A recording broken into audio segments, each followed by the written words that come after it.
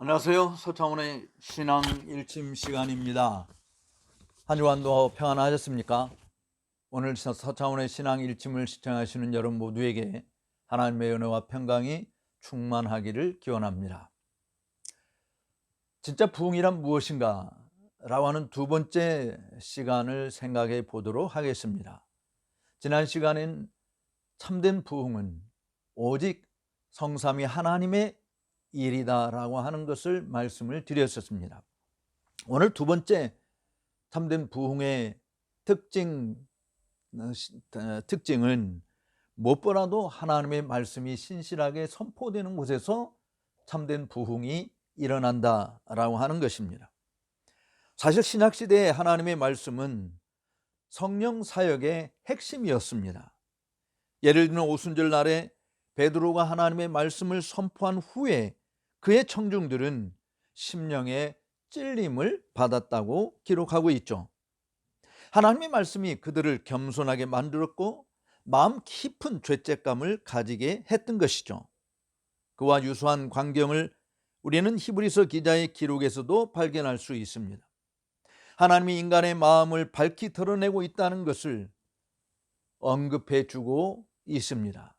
예를 들면 4장 12절에 하나님 말씀은 살았고 운동력이 있어 좌우의 날선 어떤 검보다도 예리하여 사람의 혼과 영과 및 관절과 골수를 찔러 쪼개기까지 하며 또 마음의 생각과 뜻을 감찰하느니 지은 것이 하나라도 그 앞에 나타나지 않음이 없고 오직 만물이 우리를 상관하신 자의 눈앞에 벌거벗은 것 같이 드러나느니라 라고 말씀합니다.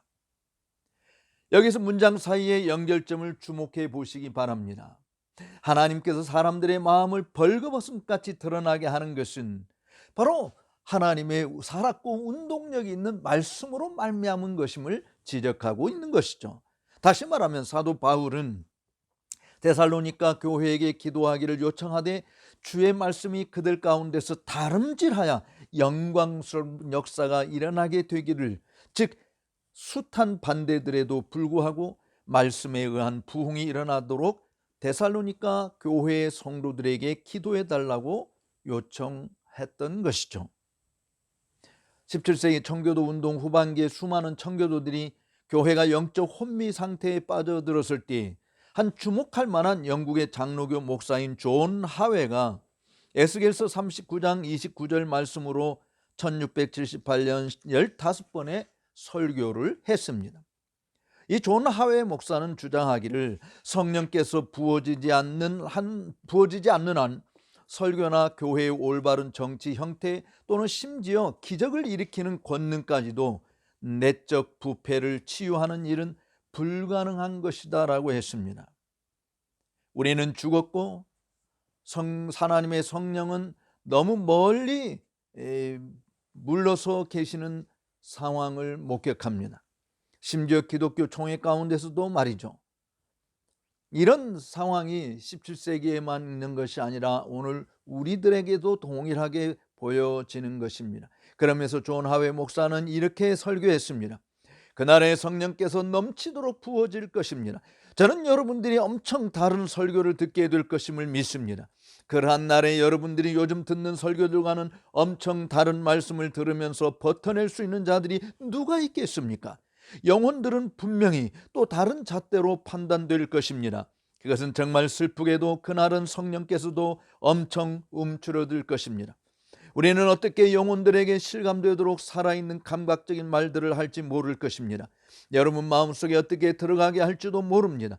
우리의 말들은 우리 입안에서 죽었고 여러분과 우리 사이에서 허공의 나라가 소멸되었습니다. 우리가 말하면서도 지쳐있고 오랫동안 성공하지 못한 것은 우리를 좌절하게 만들었습니다. 우리는 소망이 없는 사람처럼 말하는 것이 익숙하고, 그러나 본문에 언급되어 있는 것처럼 성령께서 쏟아지게 될 때 목사들은 어떻게 더 나은 목적으로 말할 것인지를 잘 알게 될 것입니다. 더 많은 긍휼의 여김과 느낌을 가지고, 그리고 더 진지한 모습으로 지금 우리가 할 수 있는 것보다 더 권위를 지닌 자요 더 실제적으로 말씀을 잘 전하는 자가 될지를 알게 될 것입니다. 사실 저는 존 하웨 목사의 이런 지적에서 이제까지 들었던 설교와 전혀 다른 설교를 듣는다. 한국교회 강단에 하나님의 말씀이 사라지고 진리가 사라지고 일리 있는 소리로 채워지고 사람들의 귀에 듣기 좋은 소리로 채워지고 들어야 될 진리는 도희시하고 있는 이런 현상들, 윤리 도덕적인 이야기들, 삶에서 현대 문화인으로 교양인으로 좀 더 고상하게 살아가는 지적인 활동에 주력하고 있는 모습들, 이런 것으로는 결코 하나님의 성령의 역사가 부어지기를 기대할 수 없는 것이죠. 진리의 영이신 성령께서 풍성히 부어지는 것은 바로 진리의 말씀이, 하나님의 말씀이 선포되어질 때에 가능한 것입니다. 그러므로 조나단 에드워드는 1734년에서 35년 노쇠 묻던 부흥에 대해서 말하기를, 하나님께서 그의 영으로 우리 가운데 놀랍게 임재하셨을 때 그때 성경만큼 흥미진진한 책은 없었다라고 했습니다. 바로 이것이 참된 부흥의 표지라고 봐야죠. 정말 부흥이 일어난다 할 때 성령께서 우리들의 심령 개개인을 타치해 주셔서 거듭나는 새로운 사람이 되어질 때 가장 두드러지게 되어지는 것이 바로 하나님의 말씀에 대한 관심이 아닙니까? 하나님 말씀에 대한 사모함입니다. 정말 사슴이 시냇 물차를 가름같이 헐떡거리며 하나님의 말씀을 받아 먹는다고 하는 그런 모습들이 드러나는 것이죠.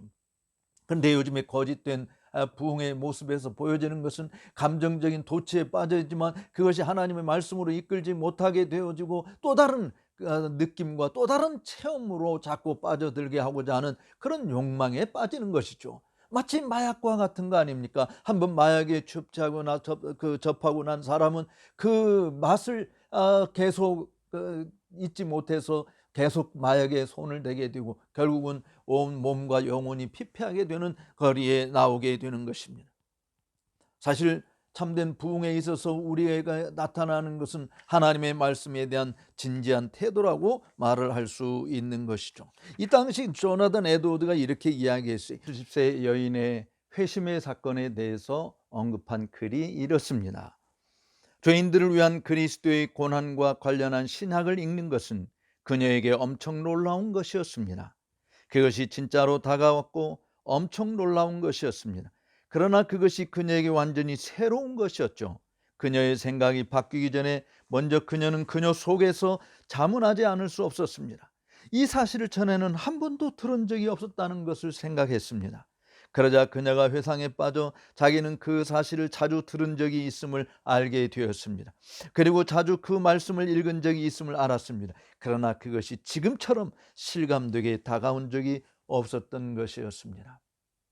어쩌면 우리들도 매번 성경을 읽습니다. 매번 하나님의 말씀을 듣는다고 합니다. 그런데 그것이 우리 마음에 실감 있게 다가오는, 정말 우리 속에서 살아 역사하는 일들을 경험하지 못하는 일들은 내 자신의 믿음의 문제이기도 하고 또 성령 하나님께서 우리에게 부어주신 은혜를 기대받지 못하는 일에 있어서 생기는 현상일 수도 있는 것이죠.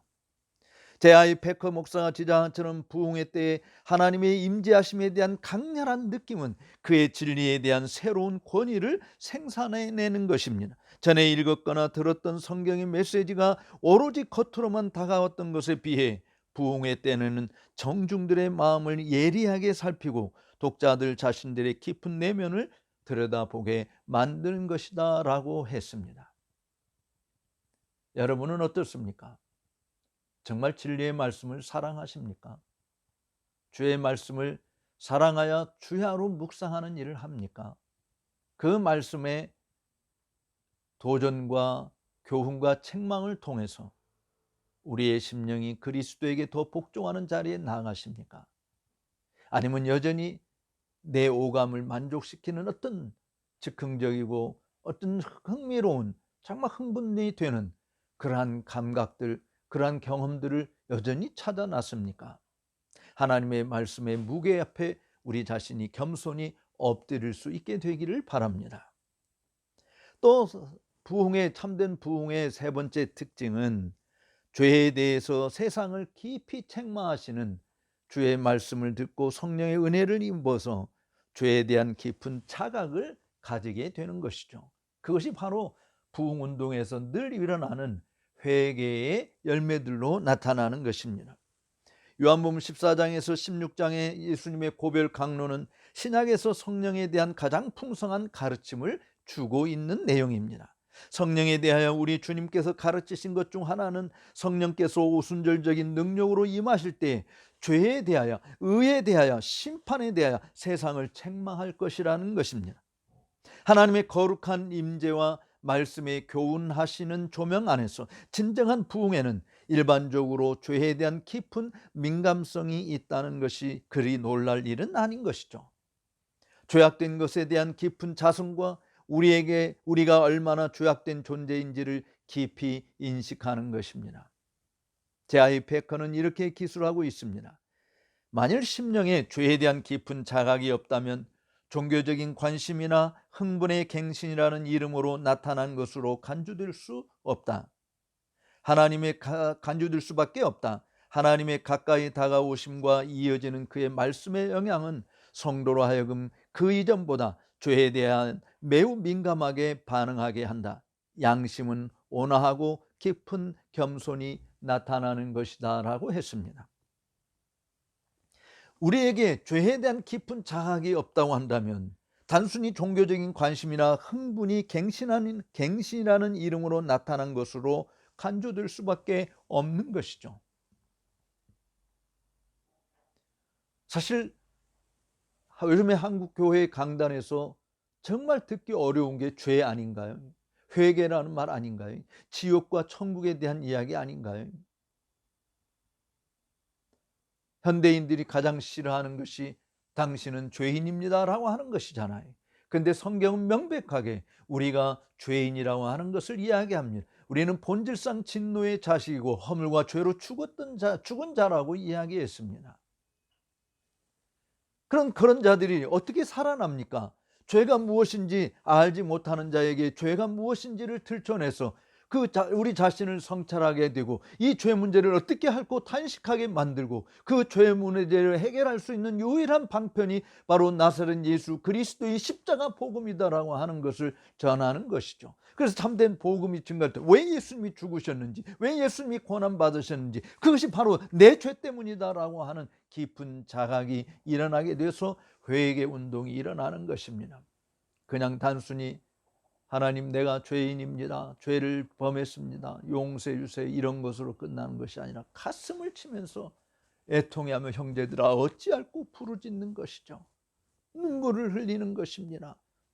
죄의 고백이 낱낱이 일어나게 되는 것입니다. 우리가 알지 못했던, 의식하지 못했던 것까지도 말이죠. 조나단 에드워드도 매우 유사한 평을 내놓았습니다.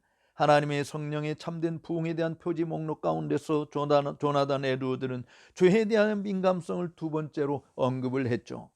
만일 우리가 죄에 대한 무서운 속성에 대해 민감한 반응을 하게 된다면, 그리고 그에 대항하는 하나님의 불쾌감을 깊이 인식한다면, 또한 죄악 때문에 자신이 처한 비참한 상황을 인식한다면, 그리고 자신의 영원한 구원 문제에 깊은 관심을 표명한다면, 그리고 하나님의 자비와 도움을 절실히 필요로 함을 느낀다면, 그러한 것을 구하기 위해서 하나님이 제정하신 은혜의 방편을 사용함에 힘을 기울이게 된다면 우리는 그것들이 확실하게 다 하나님의 성령으로부터 온 것임을 결론 지을 수 있다.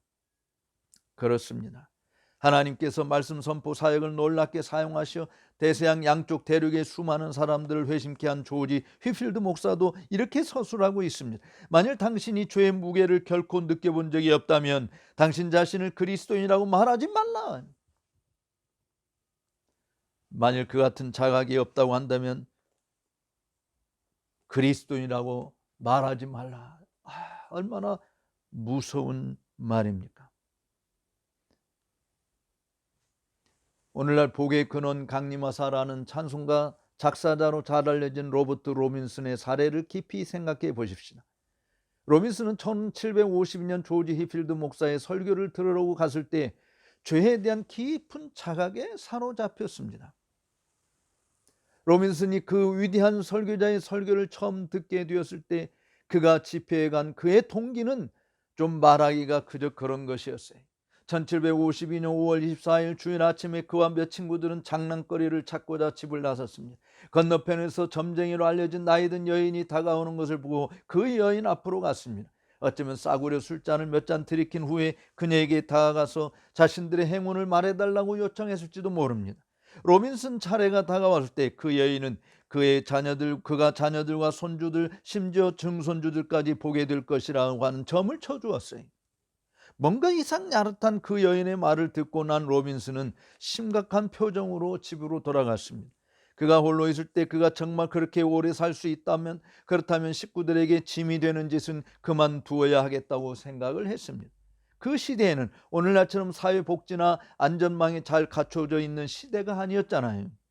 그렇기 때문에 그가 무엇을 할 수 있었겠습니까?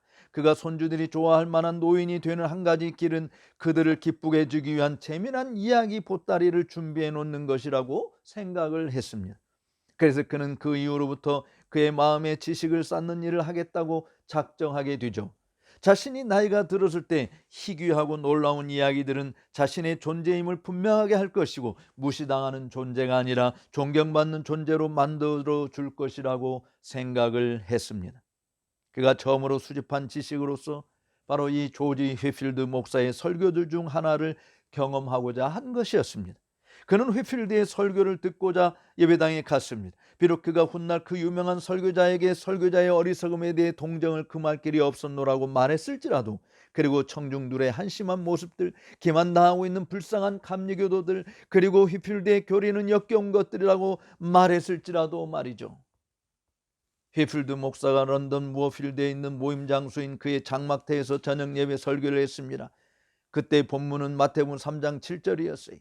세례 요한이 바리새인들과 사두개인들에 대해서 호되게 꾸중한 본문이죠. 오 독사의 자식들아, 누가 너희를 가르쳐 임박한 진노를 피하라 하더냐. 이 로빈슨에 의하면요, 이렇게 말합니다. 휘필드 목사가 사두개인의 특징들을 언급할 때 그것은 내게 아무런 의미도 없었어요. 나는 잉글랜드에 있는 사람들처럼 나도 뭐 착한 사람들이라고 생각했거든요. 여기로부터 휘필드 목사는 바리새인에게로 옮겨갔어요. 그는 그들이 우회형적인 나타냄을 묘사해 주었습니다. 그러나 그들 마음속에는 독사의 독이 가득하다고 설파했습니다. 이것이 내게 큰 충격이었어요. 마침내 그는 설교하는 과정에서 그의 마음은 폭받쳐 올랐습니다. 잠시 호흡을 멈추고서 눈물이 홍수가 되어 흘러내렸어요. 그는 손과 눈을 들어 외쳤습니다. 오 청중들이여, 진노가 다가옵니다. 진노가 다가옵니다. 그의 이 말씀들이 내 심령을 꽂혔습니다. 나도 울었습니다. 그가 설교가 끝났을 때 홀로 집에 돌아왔습니다. 그 이후 여러 날 여러 주 동안 아무 생각도 할 수가 없었습니다. 내가 가는 곳마다 그 무시무시한 말씀이 나를 따라다녔습니다. 진노의 날이 다가옵니다. 진노의 날이 다가옵니다.